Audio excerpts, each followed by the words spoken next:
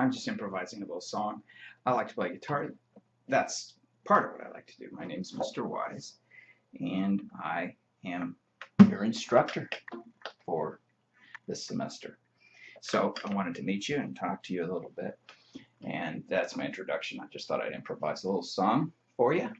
And that's part of what I like to do, obviously. I play guitar at different places over here on the coast, including the dockside. Maybe you've been there. Maybe you'll come see me sometime, or just visit me somewhere here on the coast where I live. So a little bit about me. Long story, but let's keep it short. I did teach at Porterville College for about 30 years. Wow. That was about, I'm going to say I retired about 6 or 7 years ago now, maybe a little bit less. But I am happily married. Yep, see, there's the ring. Okay, don't get any ideas. I'm happily married. So, my family, my immediate family also lives over here on the coast, for which I am extremely grateful.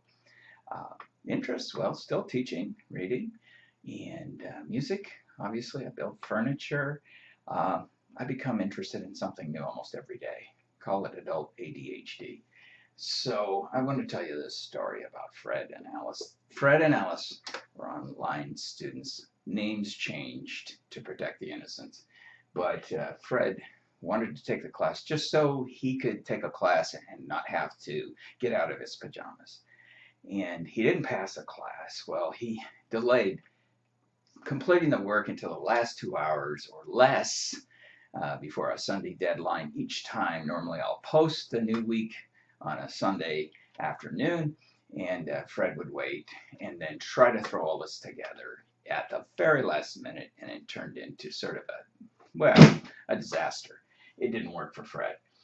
And by contrast, Alice knew that there were hours required each week, and it was a trade-off. She didn't have to attend class, but on the other hand, she knew she had hours of work, so she divided that up. Or if she wanted to do a marathon, she did an actual marathon and worked 8 hours in one day. So let's move on. We've done that one. And let's move on to quality responses. What are those? Well, I have an objection to just throwing an opinion in, whether it's a forum or whether it's a journal response, even though those are not heavily scored, granted. But just saying I like something or I didn't like something is really wide of the mark. Really, I mean, let's face it, who cares? It's just a personal preference. Oh, gee, I like this kind of guitar as opposed to that kind of guitar. It really doesn't matter unless you're trying to offer an insight into the situation. For example, this week we are doing some thinking about the masks that we sometimes wear. Like, this is a mask, my teacher mask. If I talked to my wife like this, she'd kick me out of the house.